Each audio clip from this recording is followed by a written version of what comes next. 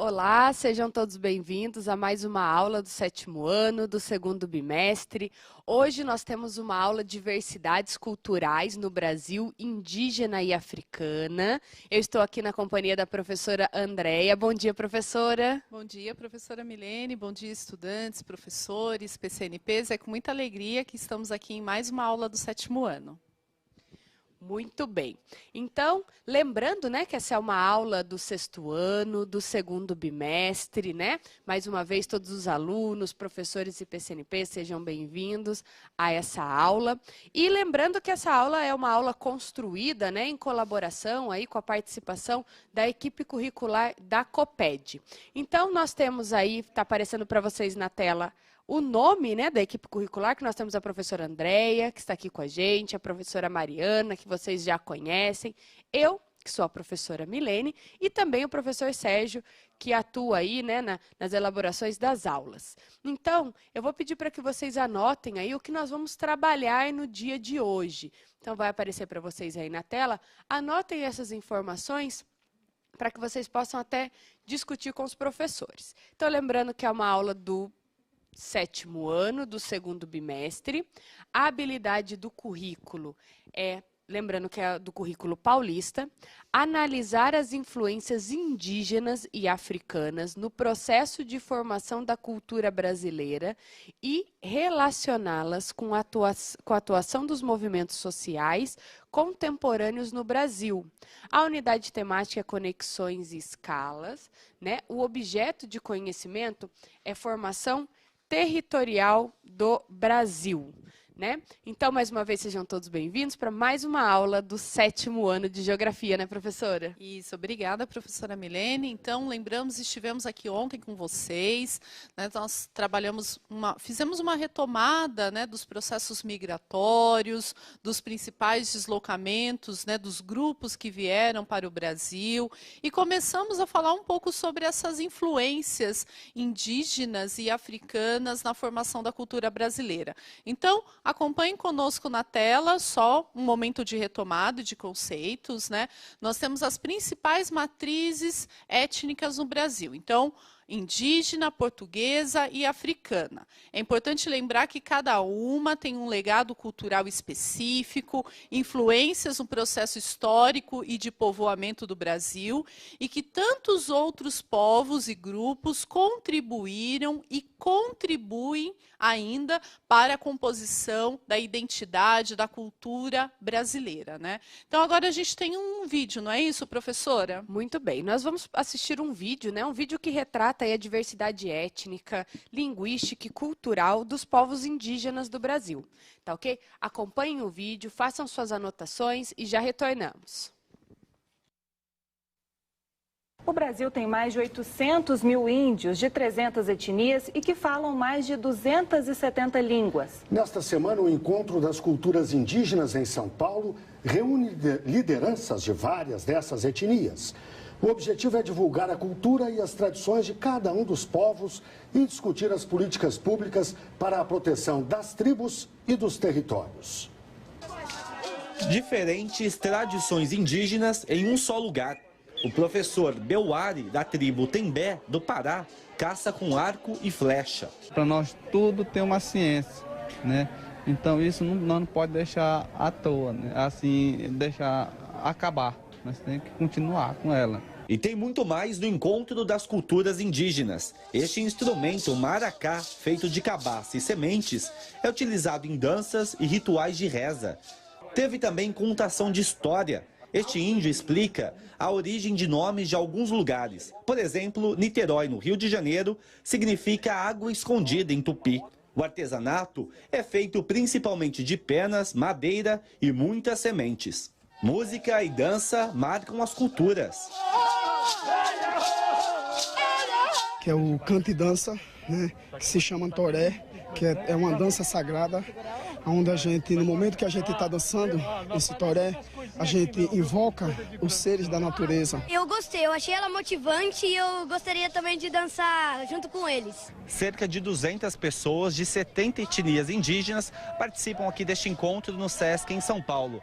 Além de divulgar um pouco da cultura, o objetivo é fortalecer políticas públicas. A mãe de Tamicuã foi assassinada durante uma invasão de terras indígenas dos Pataxó, na Bahia.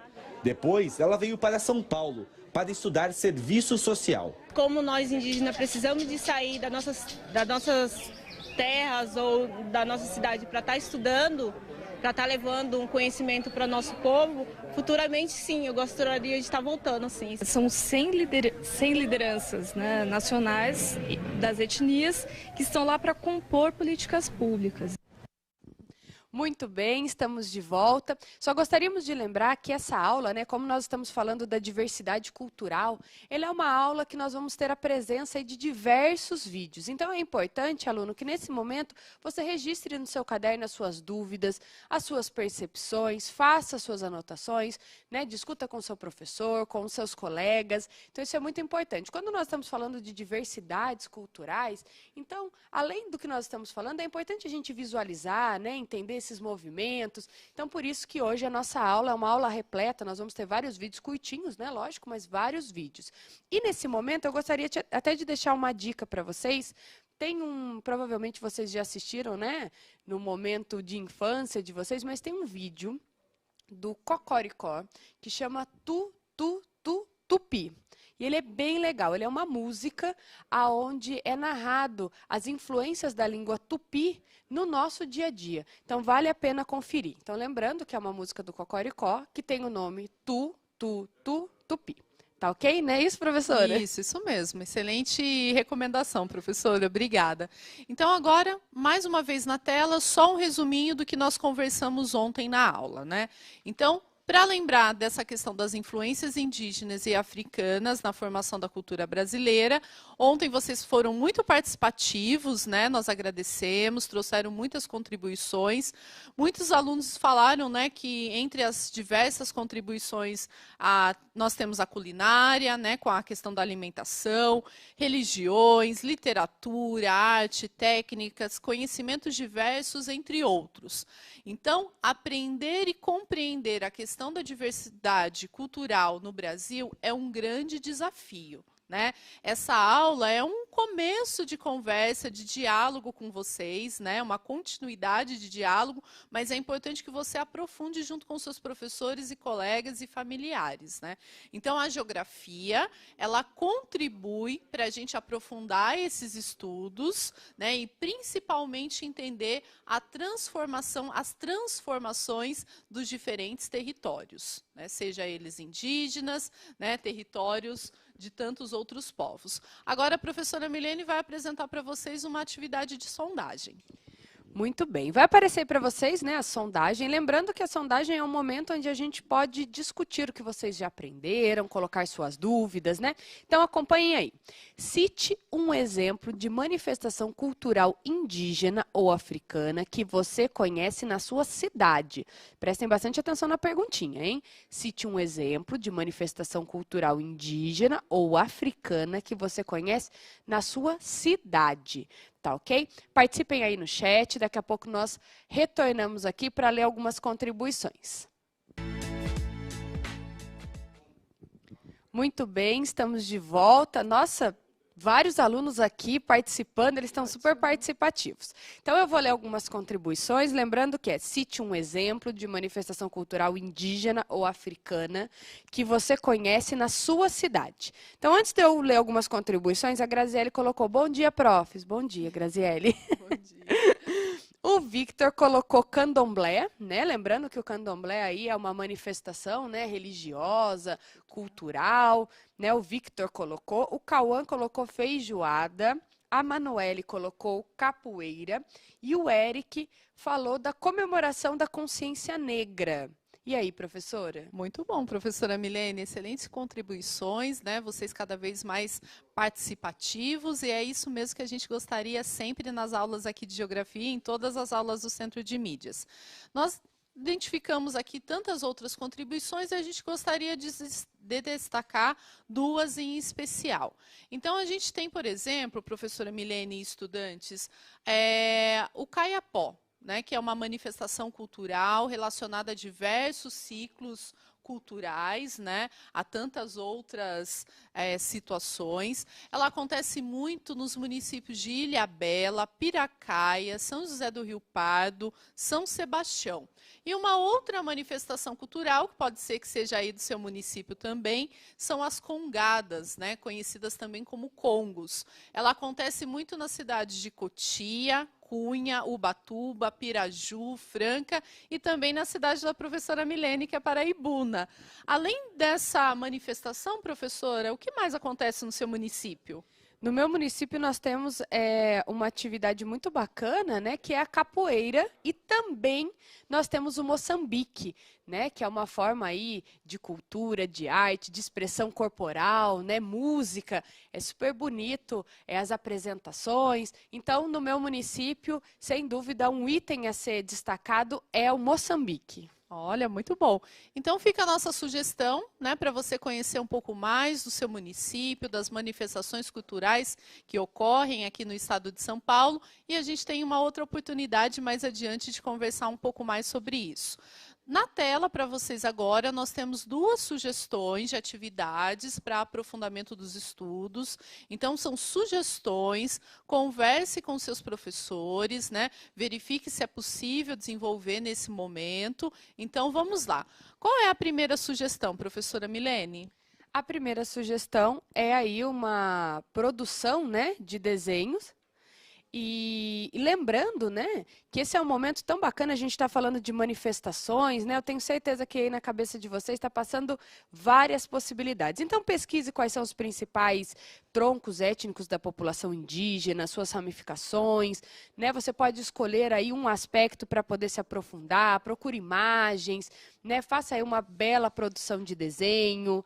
E nós também temos uma outra ideia para falar aí das influências africanas, que seria a produção de um podcast, né? Pesquisar um pouco sobre a cultura dos povos africanos. Para quem ainda não sabe, pesquisar um pouquinho o que é podcast, é super bacana. E o legal é que quando vocês fizerem aí a postagem ou dividir isso com alguém, utilizar a hashtag Aprendendo Cultura Africana e Indígena na Escola. Porque com essa hashtag a gente consegue encontrar aí esse material feito por vocês, né? Lembrando que também tem a hashtag aí eu, né, no Centro de Mídias. Então vocês também podem utilizar essas duas hashtags. Isso, professora, muito obrigada pela contribuição. Então, agora, a gente vai fazer um resuminho do que é cultura. Há diversas definições, né? Nós temos muitos outros componentes curriculares que trabalham com o conceito de cultura, como componente de arte, de história e a geografia também. Então, acompanhe conosco a leitura de uma definição sobre esse conceito. Então, vamos lá. A dimensão cultural de uma dada sociedade compreende o conjunto de códigos e valores, materiais e imateriais por ela produzidos, que podem ser resumidas na reunião de saberes, crenças, hábitos e costumes, atividades e técnicas produtivas, práticas medicinais, manifestações religiosas e artísticas que identificam e caracterizam diferentes povos. Então, resumidamente, saberes tradicionais, formas de expressão, celebrações e lugares, né, estão ligados à identidade cultural e à continuidade de transformação, de tradições, para a organização do espaço geográfico. Agora, a gente vai destacar um documento, né, que ele é muito importante, né, no nosso país, que é a Constituição da República Federativa de 1988. Então, a gente está destacando para vocês um artigo que se chama o artigo 215. Então, vamos acompanhar a leitura desse trecho da nossa Constituição. Vamos lá. Artigo 215.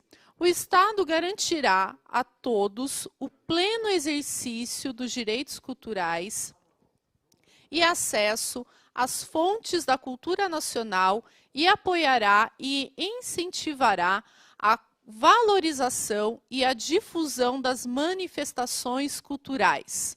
O Estado protegerá as manifestações das culturas populares, indígenas e afro-brasileiras e das de outros grupos participantes do processo civilizatório nacional. Por que a gente está trazendo esse artigo aqui para vocês? Porque é importante sempre a gente lembrar que a gente está conhecendo um pouco mais das influências indígenas e africanas para a formação da cultura brasileira e que é importante nesse processo de estudo a valorização, o respeito, né? A gente está falando aqui de um Brasil que foi formado por diversos grupos e é importante a gente conhecer, valorizar e respeitar. Né, no nosso município, no nosso bairro, em tantas outras regiões do Brasil. E na próxima tela, o que a gente tem? A gente tem o artigo 216. Acompanhem conosco a leitura. Constituem patrimônio cultural brasileiro os bens de natureza material e imaterial, tombados individualmente ou em conjunto, portadores de referência à identidade e à ação, a memória dos diferentes grupos formadores da sociedade brasileira, nos quais se inclui. A professora Milene vai destacar alguns pontos desse documento, né, professora? Muito bem, nós vamos ver aí o que se destaca nesse artigo 216. Vai aparecer para vocês na tela para que vocês consigam acompanhar, tá ok? Então, primeiro são as formas de expressão, o segundo, os modos de criar, fazer e viver, o 3, as criações científicas, artísticas e tecnológicas, o quarto, né, as obras, objetos, documentos, edificações e demais espaços destinados às manifestações artísticos culturais. E o quinto é os conjuntos urbanos e sítios de valor histórico, paisagístico, artístico, arqueológico, paleontológico, ecológico e científico. Reparem que, né, nesse item, no último item, ele fala das questões, além de paisagístico, né, que a gente vê amplamente na geografia, como também as questões ecológicas e científicas, né? Então é importante a gente retratar isso.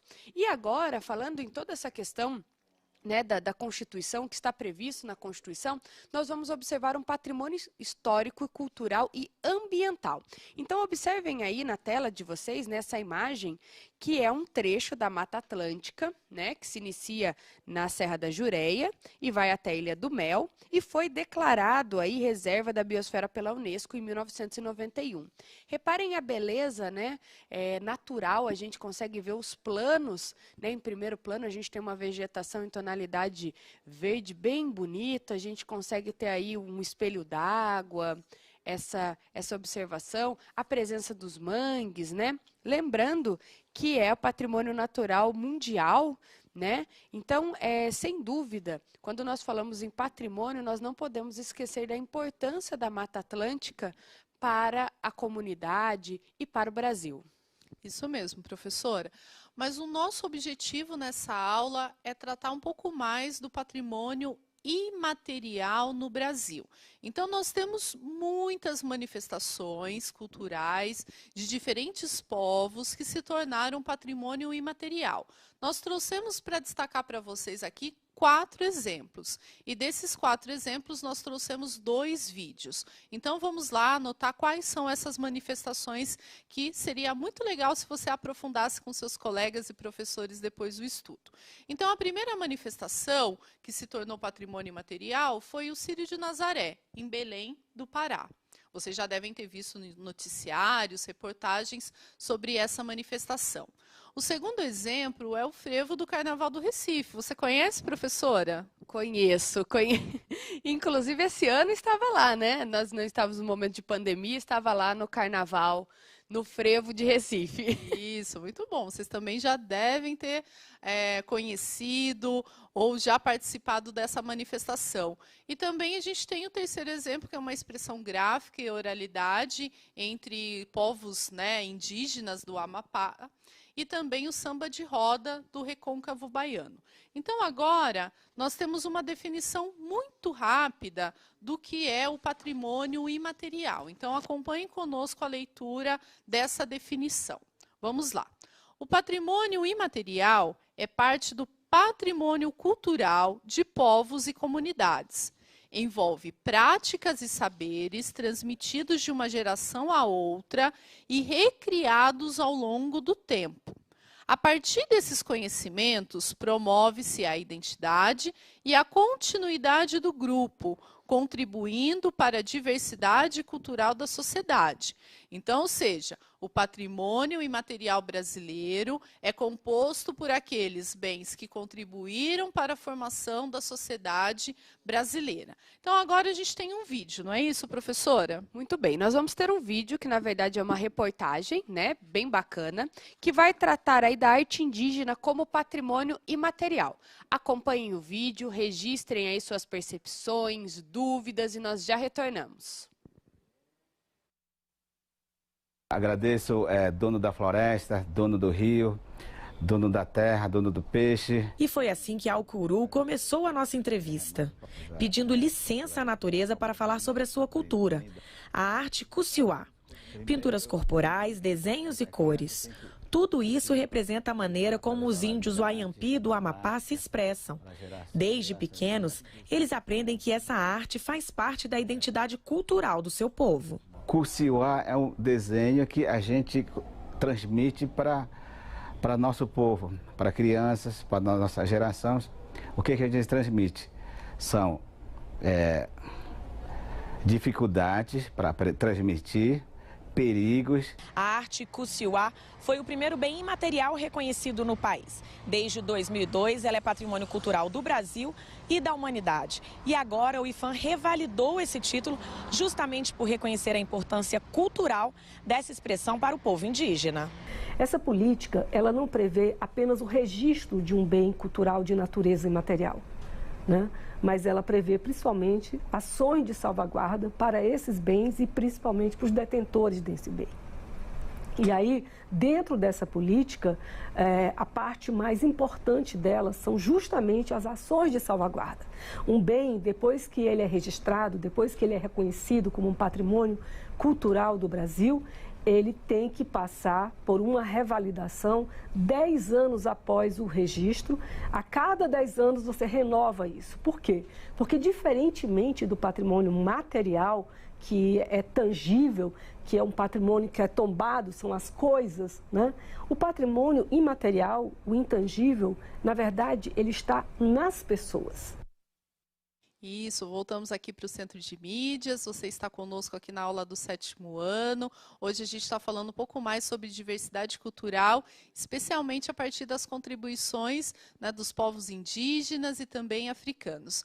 Esse vídeo que vocês assistiram, né, trouxe aí importantes informações sobre como realmente uma manifestação cultural ela se torna um patrimônio imaterial. No caso desse povo indígena no Amapá, ele, na região norte do Brasil, ele também, além de patrimônio imaterial no Brasil, hoje ele é considerado um patrimônio da humanidade. Então, aproveite depois, pesquise mais, conheça essa questão da arte gráfica desse povo, tão importante para o Brasil e para a humanidade. Agora a gente vai assistir uma outra reportagem que traz um outro exemplo que tem a ver com a questão do samba. Então, acompanhe conosco, anote as suas ideias principais e daqui a pouquinho a gente volta para uma atividade.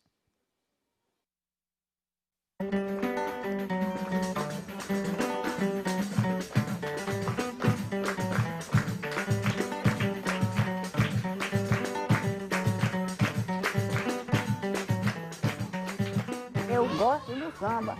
Eu vou morrer dentro do samba assim, ó. Os meninos tocando e eu me despedindo de todo mundo. Porque eu gosto do samba. Desde que eu nasci, eu já encontrei o samba, eram meus avós, meus antepassados. E eu sempre gostando, né? Fifi de peixe, peixinho só tinha aquele de alegria mesmo.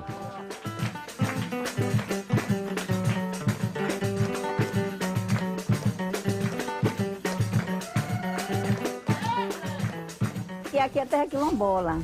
Nós somos descendentes de escravos. Então os escravos na época da escravidão sofriam muito nos trabalhos.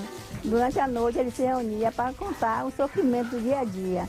E nisso, no final, eles choravam, aí se lamentavam, e no final virava em samba. O samba de roda do Recôncavo, ele é música, é poesia, é forma de expressão, é das mais importantes expressões brasileiras que está presente no Recôncavo baiano, mas também em toda a Bahia.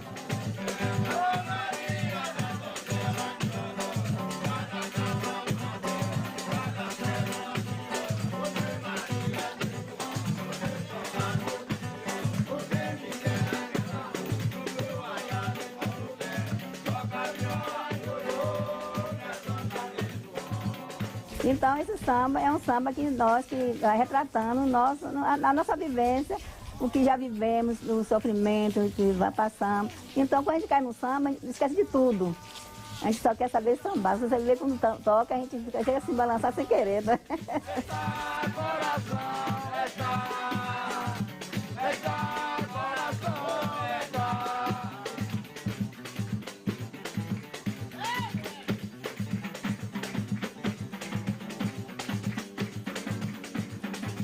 A forma que o IPHAN tem de preservar é por meio do registro. E esse bem foi reconhecido em 2005 como Patrimônio do Brasil. Mas em 2008 foi concebido a ele o título de Patrimônio da Humanidade em função da sua importância, da sua representatividade da identidade nacional.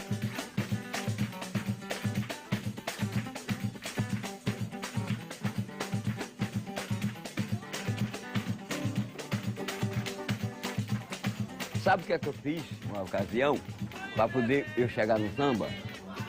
Vestir a saia de minha mãe. O vestido de minha mãe eu vesti, com saia, com tudo, me projetei todo de mulher e fui pro samba. Agora pisando por cima, embolando e caindo no meio da sala, e lá vai eu pinotando. Ela quis me pegar com cipó para baixo, aí a raça caiu para dentro e disse, não, deixa o menino sambar. Deixa o menino sambar. Eu sambei até de manhã. Foi o dia mais feliz de minha vida, foi aquele.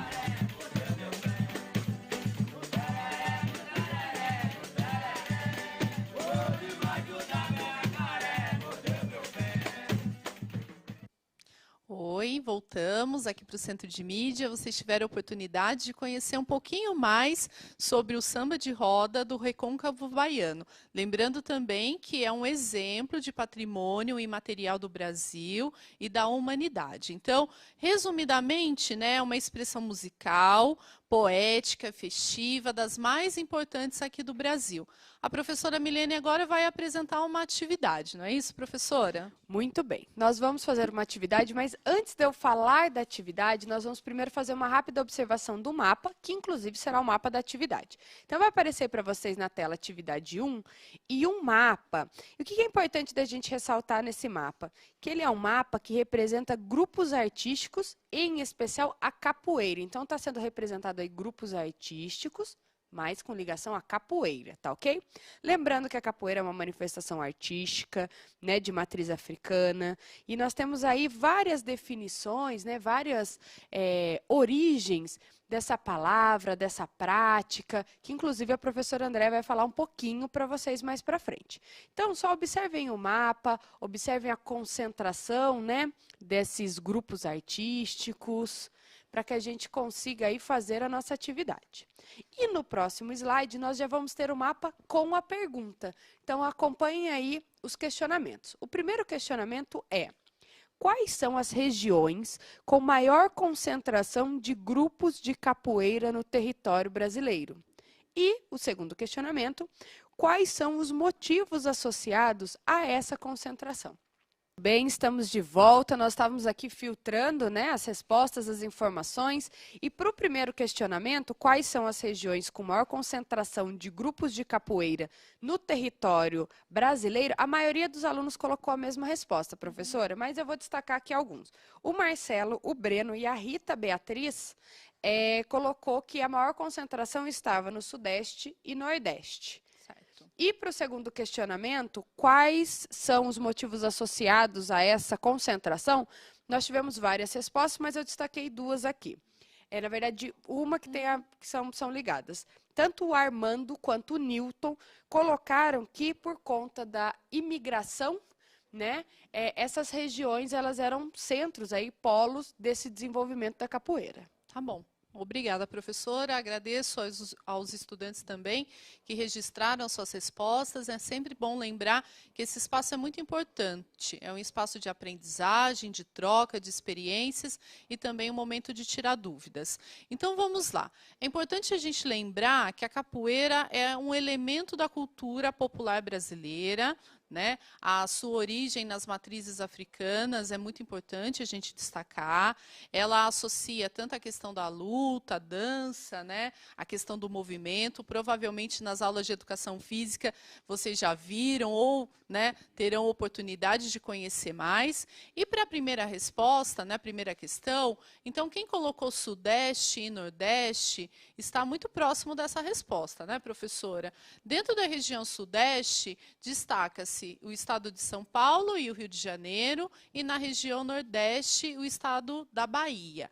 De acordo com estudos de 2009, que foram publicados no censo de 2010, 48,8% dos municípios, né, brasileiros têm grupos de capoeiristas. O estado do Rio de Janeiro possui elevado número de municípios com essa característica. Depois vem Pernambuco, Ceará e Bahia, respectivamente. Para a segunda questão, há várias hipóteses, estudos que explicam essa concentração nessas regiões. Então, vamos lá para a primeira hipótese, né? A capoeira nasceu na África Central e foi trazida, né, por africanos que vieram para o Brasil. A capoeira, né, teve também criação, né, teve continuidade nos quilombos do Brasil. E a terceira hipótese é que a capoeira é uma criação dos índios, por isso, né, o seu nome está ligado à língua indígena. Então, assim, é importante lembrar que a capoeira ela fixou raízes, né, em áreas urbanas, principalmente em áreas portuárias. A capoeira ela é conhecida como um movimento de resistência e, com o passar dos anos, muitas escolas, muitas academias passaram também a oferecer atividades ligadas à capoeira, né? Ela acabou se tornando um grande esporte praticado no Brasil. Então, converse um pouco mais com seu professor sobre essas questões. Não é isso, professora? Muito bem. E agora nós vamos ter aí uma imagem, né, da capoeira, que vai aparecer para vocês na tela, que representa aí justamente tudo que a professora Andréia comentou, né? A gente consegue observar, lembrando que essa imagem que aparece aí para vocês, né, ela representa a roda de capoeira. E a próxima imagem que vai aparecer para vocês, que aí já é uma fotografia também de uma roda de capoeira, é importante a gente observar alguns elementos, né? Mas é importante também a gente ressaltar que é uma manifestação cultural, né, de múltiplas dimensões, que ao mesmo tempo é dança, é luta, é jogo, né? Eu vou pedir para que volte a imagem para vocês continuarem observando aí. Lembrando também que, que existe uma documentação histórica que percorre aí pelo menos 300 anos, né, de registros voltados à capoeira, que, reforçando, né, dança, luta, é jogo, né, uma manifestação artística, corporal, super bacana. E, além disso, cobre um amplo território geográfico que mapeia aí 5 continentes. Há registros que a capoeira está difundida em mais de 150 países. Então, olha que informação importante, né? Quando a gente pensa que a capoeira está aí difundida em mais de 150 países, né, professora? Isso mesmo. Na internet, vocês encontram diferentes vídeos que contam um pouco mais sobre a origem da capoeira e as suas diferentes fases, né? Então, aqui na tela, a gente vai deixar um exemplo para vocês, né? É uma reportagem da TV Brasil que vocês podem... Deixa eu voltar aqui. Isso. Conheça um pouco mais da história da capoeira. É uma reportagem curtinha da TV Brasil que vocês podem assistir. A gente vai voltar a falar desse assunto, né? Nosso segundo bimestre continua, a gente vai ter momentos de retomada, onde a gente vai poder falar um pouco mais sobre as influências da cultura indígena e africana na formação da cultura brasileira. Eu me despeço de vocês, eu agradeço toda a participação, o engajamento, e a gente volta a conversar semana que vem. Muito obrigada, aproveito e agradeço a professora Milene. Muito obrigada, um forte abraço a todos, até a nossa próxima aula de geografia. Não se esqueçam, fique em casa. Tchau, tchau, gente, até a próxima.